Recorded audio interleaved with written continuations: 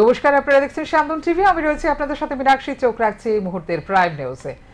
সরকারি নির্বাচনী বন্ড প্রকল্প অসাংবিধানিক বলে উল্লেখ করে তা বাতিল করা উচিত বলে রায় দিয়েছে সুপ্রিম কোর্ট। শীর্ষ আদালতের রায়কে স্বাগত জানিয়েছেন দেশের বিরোধী দলের নেতারা। বৃহস্পতিবার প্রধান বিচারপতি ডিওয়াই চন্দ্রচূড়ের নেতৃত্বে 5 সদস্যের বেঞ্চ নির্বাচনী বন্ড প্রকল্প বাতিলের সুপারিশ করে। 2018 সালে নির্বাচনী বন্ড প্রকল্প চালু করেছিল কেন্দ্র সরকার। নির্বাচনের সময় রাজনৈতিক দলগুলি যে অনুদান পায় তার মধ্যে স্বচ্ছতা থাকার প্রয়োজন। নির্বাচনী বন্ডের মাধ্যমে যদি দলগুলি অনুদান নেয় তবে তাতে স্বচ্ছতা থাকবে। এই যুক্তি দিয়েই নতুন প্রকল্প শুরু করেছিল মোদী সরকার। এই প্রকল্পে দেশের যে কোনো ব্যক্তি বা সংস্থা এই বন্ড কিনতে পারে। সুপ্রিম কোর্ট আরও বলেছে, যে ব্যাংকগুলি নির্বাচনী বন্ড দিত তা অবিলম্বে বন্ধ করতে হবে। সেই সঙ্গে নির্বাচনী বন্ডের মাধ্যমে জমা পড়া অনুদানের বিশদ তথ্য জাতীয় নির্বাচন কমিশনের হাতে তুলে দিতে হবে স্টেট ব্যাংক অফ ইন্ডিয়াকে। উল্লেখ্য, কেন্দ্রীয় অর্থমন্ত্রী থাকাকালীন 2018 সালে প্রয়াত অরুণ জেটলি নির্বাচনী বন্ডের কথা ঘোষণা করেছিলেন। 2017 অর্থ বিলের মাধ্যমে আইনে একগুচ্ছ সংশোধনী এনে মোদী সরকার 2018 থেকে নির্বাচনী বন্ড চালু করেছিল। এর ফলে কোনো ব্যক্তি বা কর্পোরেট সংস্থা রাজনৈতিক দলগুলিকে চাঁদা দিতে চাইলে বন্ড কিনে সংশ্লিষ্ট দলকে দিতে হবে। 1000, 10,000, 1 লক্ষ, 10 লক্ষ এবং 1 কোটি টাকা মূল্যের বন্ড পাওয়া যাবে। রাজনৈতিক দলগুলি নির্দিষ্ট অ্যাকাউন্টে সেই বন্ড ভাঙিয়ে নিতে পারবে, কিন্তু কে কত টাকা দিচ্ছেন তা বোঝা যাবে না। নির্বাচনী বন্ড চালু হওয়ার পর বিষয়টির স্বচ্ছতা নিয়ে প্রশ্ন উঠেছিল। সে নিয়ে করা মামলায় ঐতিহাসিক রায় দিল supreme court. The electoral bond scheme comprehensively struck it down, and all the provisions that were made to bring it into effect in the Income Tax Act, in the Companies Act, etc., everything has been struck down. They have held that this violates the fundamental right to information of citizens to know about who is contributing this much money to political parties, etc. They have also struck down the amendment made which allowed unlimited political contribution being made by companies to political parties.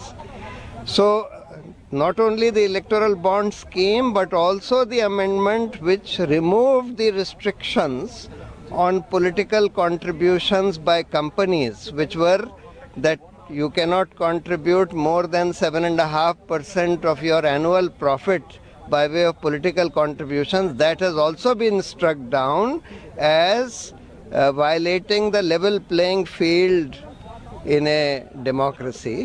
So the petitions filed by us have been comprehensively allowed by the Supreme Court. So the assertion of the government was that what will happen to those?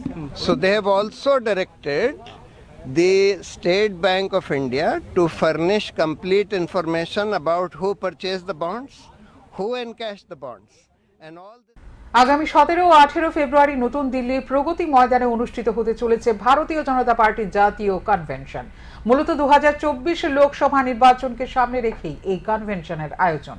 প্রধানমন্ত্রী নরেন্দ্র মোদী, স্বরাষ্ট্রমন্ত্রী অমিত শাহ, বিজেপির সর্বভারতীয় সভাপতি JP Nadda সহ অন্যান্য কেন্দ্রীয় মন্ত্রী উপস্থিত থাকবেন এই জাতীয় কনভেনশনে। এছাড়া উপস্থিত থাকবেন রাজ্যের মুখ্যমন্ত্রী অধ্যাপক ডাক্তার মানিক সাহা সহ ক্যাবিনেটের অন্যান্য মন্ত্রী এবং বিজেপির বিধায়করা। এছাড়া উপস্থিত থাকবেন প্রদেশ সভাপতি রাজীব ভট্টাচার্য, ভারতীয় জনতা পার্টির বিভিন্ন অফিস বেয়ারার, জেলা পঞ্চায়েত স্তরের বিভিন্ন পদাধিকারিক সহ বিভিন্ন কর্পোরেটররা। এই জাতীয় কনভেনশনের মধ্য দিয়ে চূড়ান্ত হতে চলেছে আসন্ন লোকসভা নির্বাচনে ভারতীয় জনতা পার্টির রূপরেখা। আর এই রূপরেখাকে মান্যতা দিয়েই রাজ্যে কাজ করবে ত্রিপুরার বিজেপি নেতৃত্ব ও কার্যকর্তারা। বৃহস্পতিবার এক সাংবাদিক সম্মেলনে এমনটাই জানালেন বিজেপির রাজ্য নেতৃত্ব বিপিন দেববর্মা। 17 और 18 को हमारा नेशनल कन्वेंशन बैठक होने जा रहा है दिल्ली में, दिल्ली प्रगति मैदान में।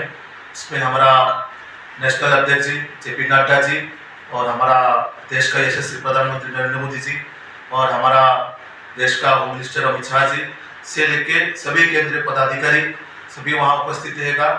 ये हमारा जो नेशनल कन्वेंशन होने जा रहा है वो पूरा 2024 लोकसभा चुनाव का बैठक होने जा रहा है। इसमें हमारा त्रिपुरा का सभी विधायकगण, सभी मिनिस्टर और स्पेशली हमारा मुख्यमंत्री जी और हमारा प्रदेश अध्यक्ष जी, सभी प्रदेश का ऑफिस बियर से लेके जिला डिस्ट्रिक्ट प्रेसिडेंट।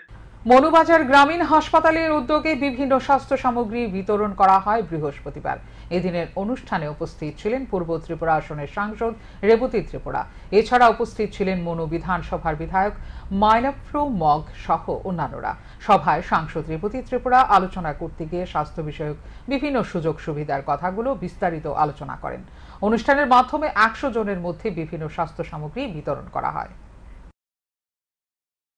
100 জনের মধ্যে 50-60 জন যে বাকি আছে, যাদেরকে আমরা এই সুবিধা দিতে পারিনি এতদিন, তাদের জন্য এটা আনুষ্ঠানিকভাবে আজকে তার লঞ্চ হলো।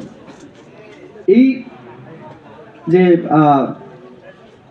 মুখ্যমন্ত্রী আরোগ্য যোজনা, এটাও ওই আয়ুষ্মান ভারত যোজনার মতোই, এটাও অনুরূপ একদম 5 লক্ষ টাকা প্রত্যেক পরিবার পাবে চিকিৎসাতে। এটা একটা বড় সাহায্য আপনাদের জন্য। তো মাননীয় প্রধানমন্ত্রী এখানে আমাকে ডাক্তারবাবু অনুরোধ করেছেন আমি PM জন্মন নিয়েও একটু করি।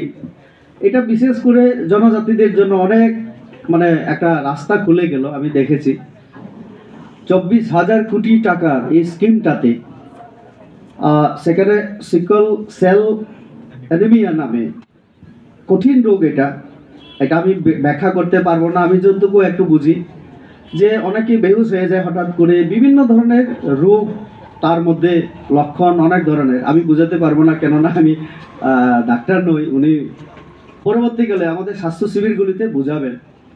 তো এরকম অনেক কঠিন রোগ আছে যেগুলি গ্রামের মানুষ ভুগেন দীর্ঘদিন যাবত।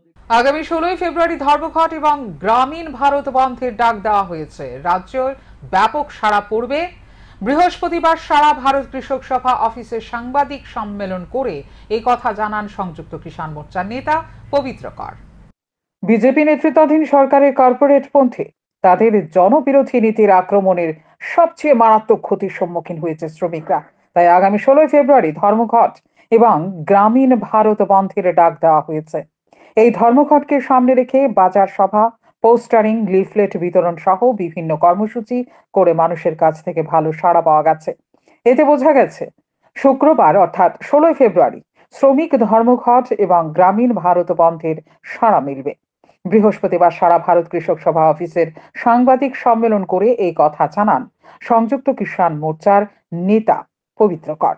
এই বন্ধের সমর্থনে গত কয়েকদিনে রাজ্যে এগিয়ে এসেছে নারী সংগঠন, কর্মচারী সংগঠন এবং পরিবহন শ্রমিকদের সংগঠন। পবিত্র কর আরো জানান বন্ধের আওতার বাইরে থাকবে জরুরি পরিষেবা এবং বিভিন্ন স্কুলের পরীক্ষা। তিনি আশা ব্যক্ত করে বলে ত্রিপুরা রাজ্যের গ্রামীণ এলাকার মানুষও এই বন্ধে সামিল হবে, কারণ বিজেপি তার নীতির বিরুদ্ধে কোনো ঐক্যবদ্ধ সংগ্রামের উত্থান হলে তা রোধ করার জন্য সাধারণভাবে শ্রমিক, কৃষক এবং জনগণকে বিভক্ত করতে চায়। বিশেষ করে তাদের সাম্প্রদায়িক ঘৃণা ও শত্রুতা তৈরি করতে চায়। তাই সরকারের নীতির বিরুদ্ধে শ্রমিক ও কৃষকদের তীব্র লড়াই শুরু হয়েছে দেশে বলে জানান তিনি। পরিবহন শ্রমিকদের যে সংগঠন, তারা আমরা হয়েছি গ্রামীণ ভারত বন্ধ এবং শিল্প, পরিষেবা, পরিবহন ক্ষেত্রে ভারতব্যাপী বন্ধের আহ্বান। ওইটা হইল ধর্মঘট শ্রমিকদের। এটা এই প্রশ্নেই আমরা তো এখানে যুক্তভাবে বসেছিলাম। আমাদের রাজ্যের যে সংযুক্ত কিষাণ মোর্চা এবং কেন্দ্রীয় ট্রেড ইউনিয়ন সময়ের যে সংগঠনগুলো, অবশ্যই আমরা সিদ্ধান্ত নিয়েছিলাম, এটা আপনাদের জানিয়েছিলাম। আমরা আমাদের রাজ্যের 23টা যে মহকুমা, এই জায়গাতে সব জায়গাতে আমাদের যৌথভাবে কনভেনশন করব। এর পরবর্তী পর্যায়ে প্রচার মিছিল, সভা, বাজার সভা এগুলি করব। এখন পর্যন্ত আমরা আমাদের রাজ্যের প্রায় প্রত্যেক কয়টা জেলা এবং সাব ডিভিশনে আমরা এই কর্মসূচিগুলি করেছি। বাজার সভা আজকেও চলছে, আজকেও ধর্মনগরে একটা ব্যাপক অংশ নিয়ে তারা মিছিল সংগঠিত করেছেন। এই বন্ধকে ভিত্তি করে একটা ভালো অংশের মানুষের মধ্যে আমরা সাড়া জাগাতে পেরেছি। আমরা এই উপলক্ষে প্রায় 10 সহস্রাধিক পোস্টার সেখানে আমরা ছাপি এবং এটা সারা রাজ্যে প্রায় এটাকে বিভিন্ন সংগঠনের নামে সংযুক্ত মোর্চা নামে আমরা এটা করেছিলাম। ট্রেড ইউনিয়নগুলো আলাদাভাবে করেছে, শ্রমিক সংগঠনগুলো আলাদাভাবে করেছে, কর্মচারী সংগঠনগুলো আলাদাভাবে করেছে, সবাই যার যার গ্রুপ করেছে। প্রায় 10,000-এর উপরে হবে এটা। লিফলেট আমরা যেটা করেছি এটাও প্রায় 20,000-এর উপরে লিফলেট করেছি আমরা, এবং এই লিফলেটগুলিও আমরা মানুষের কাছে চেয়েছি একটা ব্যবসা নাই, এবং আমরা তাতে আশা করছি যে ত্রিপুরা রাজ্যের মধ্যেও এই গ্রামীণ ভারত বন্ধ এবং শিল্প ধর্মঘট, পরিবহন ধর্মঘটে একটা ব্যাপক সাড়া হবে। তাতে আমরা যেটা বলবো যে জেনারেলি আমরা বিভিন্ন ধর্মঘট কিংবা বন্ধ যখন করি, আমাদের যে বিভিন্ন এসেন্সিয়াল সার্ভিস, জরুরি পরিষেবা যেগুলো তার সাথে যুক্ত। আয়োজিত সাংবাদিক সম্মেলনে উপস্থিত ছিলেন সংগঠনের নেতা ভানু লাল সাহা সহ অন্যান্যরা। শান্তন টিভি।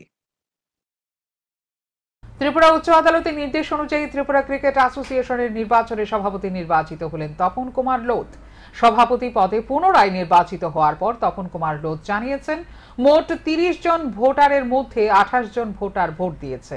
এর মধ্যে 23-5 ভোটের ব্যবধান তপন কুমার লোধ এবং তার টিম ক্রিকেট প্রশাসক হিসেবে ক্ষমতায় এসেছে। আগামী দিনে তার লক্ষ্য হচ্ছে রঞ্জি ট্রফি ক্রিকেটের আসরে পুরুষদের দল এবং সিনিয়র মহিলা ক্রিকেট দল যাতে আরো ভালো ফলাফল করতে পারে এর দিকে গুরুত্ব দেওয়া। অন্যদিকে সভাপতি পদে বিজিত প্রার্থী অমিত রক্ষিত জানিয়েছেন, গণতান্ত্রিক পদ্ধতিতে ভোট হয়েছে, কারো কোনো রকম সমস্যায় পড়তে হয়নি ভোট দিতে এসে, কারণ এমনটা তিনি লক্ষ্য করেননি। বিভিন্ন ক্রিকেট অ্যাসোসিয়েশনের এই নির্বাচনকে কেন্দ্র করে আঁটোসাঁটো নিরাপত্তা ব্যবস্থা মোতায়েন করা হয়েছিল ক্রিকেট অ্যাসোসিয়েশনে। টিসিএ অ্যাপেক্স কাউন্সিল এবং অফিস মেয়রের নির্বাচনের জন্য হাইকোর্টের একটা নির্দেশ ছিল। সেই নির্দেশ অনুযায়ী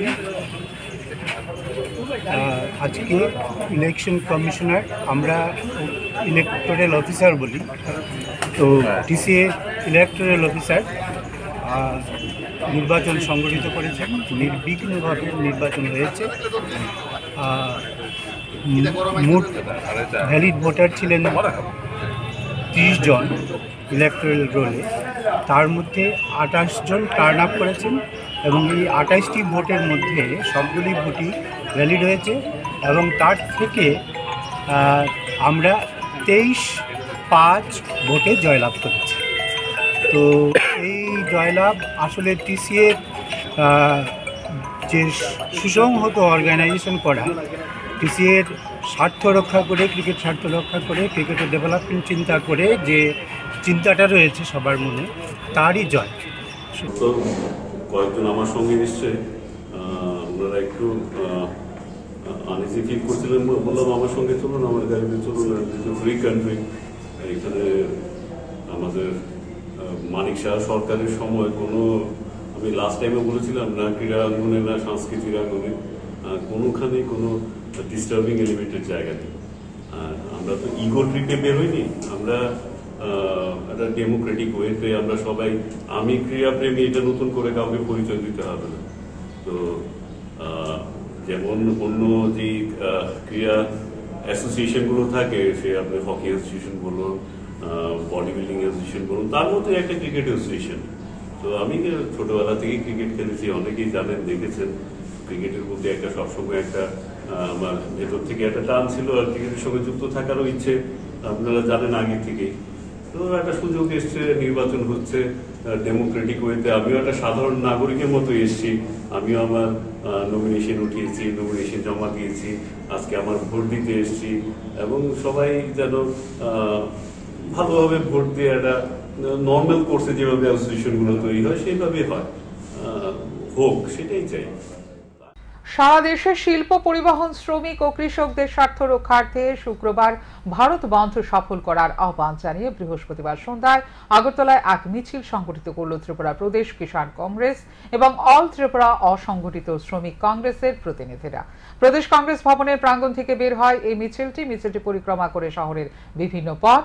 প্রদেশ কংগ্রেসের মুখপাত্র প্রবীর চক্রবর্তী জানিয়েছেন, দেশের কৃষক সমাজ এবং শ্রমজীবী অংশের মানুষ মোট 21টি দাবিকে সামনে রেখে এই ধর্মঘট বৈঠকের ডাক দিয়েছে। তিনি বলেন, নরেন্দ্র মোদীর নেতৃত্বে কেন্দ্রীয় সরকার কৃষক এবং শ্রমজীবী অংশের মানুষের সঙ্গে বিশ্বাসঘাতকতা করেছে।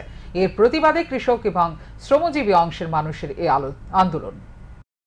কর্মসূচিটা ছিল প্রধানত, আপনারা অবগত আছেন যে দেশের কৃষক সমাজ এবং শ্রমজীবী জনগণ তাদের ন্যায্য 21 দফা দাবি, সেই দাবিগুলির মধ্যে আছে কেন্দ্রীয় সরকার, মোদীজির নেতৃত্বে যে সরকার, সেই সরকারের বিশ্বাসঘাতকতা, কৃষকদের প্রতি যে বিশ্বাসঘাতকতা, সেই বিশ্বাসঘাতকতার প্রতিবাদে কৃষকদের ফসলের ন্যায্য মূল্য, যে মিনিমাম, যে ন্যূনতম মজুরি, যেটা যে মূল্য, সেই মূল্য নির্ধারণ করা, তাদের উপর যে বিভিন্ন অবিচার, সেই অবিচার সম্বলিত যে দাবি, সেই দাবিগুলি আছে। শ্রমিকদের মজুরি কমে যাচ্ছে, মজুরি নাই। আমাদের দেশের যে শ্রমজীবী জনগণ, যাদের একটা প্রধান আয়ের উৎস হচ্ছে, আয়ের জীবিকা নির্বাহের উৎস হচ্ছে 100 দিনের কাজ, সেই কাজে টাকা দিনের পর দিন কমিয়ে দেওয়া হচ্ছে, প্রায় তুলে দেওয়ার চেষ্টা। বৃহস্পতিবার পাবিয়াছড়া বিধানসভা কেন্দ্রের পূর্ব কাঞ্চনবাড়ির শান্তিপল্লীতে ভারতীয় জনতা পার্টির এক যোগদান সভা অনুষ্ঠিত হয়। এই যোগদান সভার মধ্য দিয়ে 134 জন ভোটার বিভিন্ন রাজনৈতিক দল ত্যাগ করে ভারতীয় জনতা পার্টির পতাকা তোলে সামিল হয়। দল ত্যাগ করে আশা কর্মীদের গেরুয়া পতাকা হাতে বরণ করে নেন পাবিয়াছড়া বিধানসভা কেন্দ্রের বিধায়ক তথা ভারতীয় জনতা পার্টির সাধারণ সম্পাদক ভগবান চন্দ্র দাস। যোগদান সভায় বক্তব্য রাখতে গিয়ে তিনি বলেন, বিরোধী দলগুলোকে লোকসভা নির্বাচনের আগে হাত গুটিয়ে বসে থাকতে হবে। রাজনীতির যে সেটাই হচ্ছে যে ধর্মনীতি, সেটাই হচ্ছে রাজধর্ম পালনের নীতি। আজকে মোদীজি সেটা প্রমাণ করে দিয়েছে। কিসের মাধ্যমে? সবকা সাথ সবকা বিকাশ। এখানে বলেছেন আমাদের জেলা পরিষদের সদস্য বলেছেন, আমাদের ভাইস চেয়ারপারসন বলেছেন যে পূর্ব কাঞ্চনবাড়ি এত বড় হয়েছে। এই যে সবকা সাথ সবকা বিকাশ, এটাই হচ্ছে গিয়ে প্রকৃত রাজধর্ম এবং প্রকৃত রাজনীতি। আজকে মোদীজি কিসের উপর রাজনীতি করছেন? মানবিকতা দিয়ে রাজনীতি করছেন। রাজনীতির যে প্রথম কাজ, প্রথম উদ্দেশ্য, সেটা কি হচ্ছে? মানব সেবা। আর কেন রাজনীতির প্রধান কেন তৈরি হয়? বিধায়ক কেন হয়? মন্ত্রী কেন হয়? মুখ্যমন্ত্রী, প্রধানমন্ত্রী কেন হয়? জনগণের সেবা করার জন্য, জনগণকে সুবিধা দেওয়ার জন্য। ত্রিপুরা ক্রিকেট অ্যাসোসিয়েশনের নির্বাচনের পর বৃহস্পতিবার সন্ধ্যায় টিসিএ অফিসে এক বৈঠক অনুষ্ঠিত হয়। জেনারেল বডির এই বৈঠকে বিভিন্ন বিষয় উঠে আসে। স্বচ্ছতার সঙ্গে কাজ করবে এপেক্স কাউন্সিল, এমন আশা করে জেনারেল বডি। সাংবাদিক সম্মেলনে বিস্তারিত বিষয় তুলে ধরেন সভাপতি তপন কুমার লোধ। এবং জেনারেল বডি বলেছেন যে আমরা আশা রাখি যে টিসিএ একদম স্বচ্ছতার সঙ্গে এবং প্রকৃত ক্রিকেট ডেভেলপমেন্টের জন্য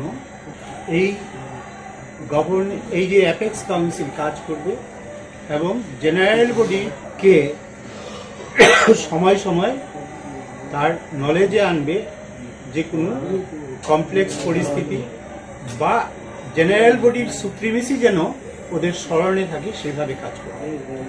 তো এই পরামর্শগুলো দিয়েছে আর এই সিদ্ধান্তগুলো দিয়েছে, এইগুলো আপনাদেরকে জানানোর জন্য। আর পাশাপাশি এই নতুন যে অ্যাপেক্স কাউন্সিল হয়েছে, এই নতুন অ্যাপেক্স কাউন্সিল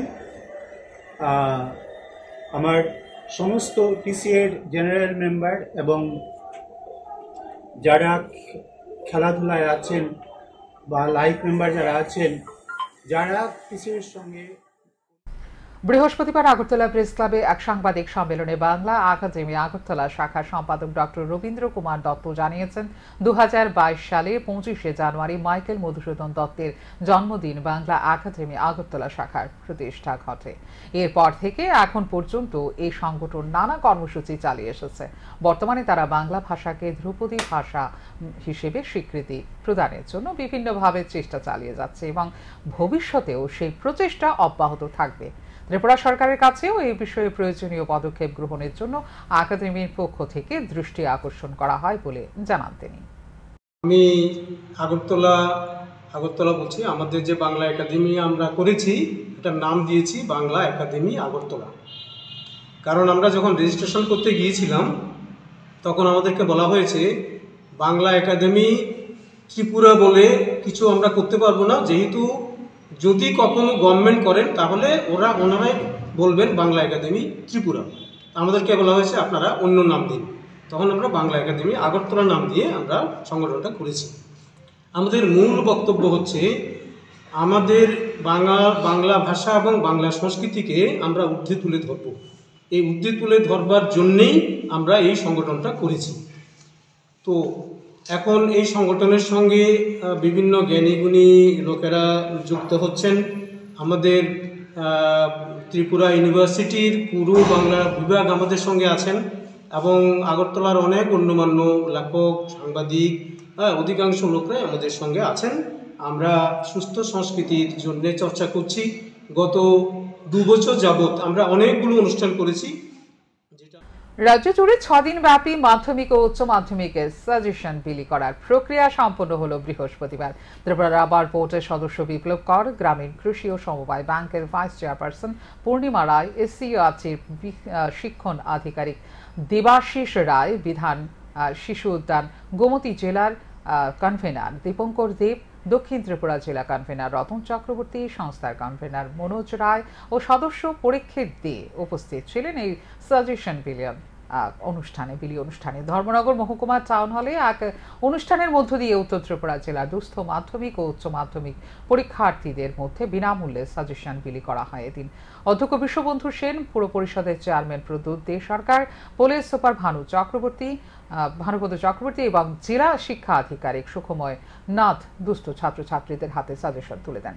কৈলাসহর, ধলাই জেলা, দক্ষিণ ত্রিপুরা জেলা সহ রাজ্যের বিভিন্ন প্রান্তে এই সাজেশন বিলি করা হয় নানা অনুষ্ঠানের মধ্য দিয়ে। রাজ্যব্যাপী মাধ্যমিক এবং উচ্চ মাধ্যমিকের ছাত্রছাত্রীদেরকে আমরা সাজেশন বই বিলি করছি। তো এইবারও সপ্তাহব্যাপী ত্রিপুরার 8টি জেলা আমরা সাজেশন বই বিলি করেছি এবং আজকে এই সমাপ্তি অনুষ্ঠানে আছেন স্বপ্নপথ সামাজিক সংস্থা বিপ্লব কর, এসসিআরটি শিক্ষা আধিকারিক দেবাশিস রায় এবং ত্রিপুরা কৃষি এবং সমবায় ব্যাংকের ভাইস চেয়ারম্যান পূর্ণিমা রায়, দক্ষিণ জেলা কমিটি এবং গোমতী জেলা কমিটির কনভেনার দ্বয়, এছাড়া আছেন আমাদের রাজ্য কমিটির পরীক্ষিতে। তো আমরা আজকে অসংগঠিত নির্মাণ শ্রমিকদের মধ্যে বাচ্চাদের মধ্যে বই বিতরণ করে এই অনুষ্ঠানের সমাপ্তি করতে যাচ্ছি। আচ্ছা, কতজনকে দেওয়া? এখনকার মতো এই মুহূর্তের সংবাদ এই পর্যন্তই। অন্যান্য আপডেটস দেখার জন্য অবশ্যই নজর রাখতে হবে শান্তন টিভির পর্দায়। শান্তন টিভি, দায়বদ্ধতাই যার ঐতিহ্য।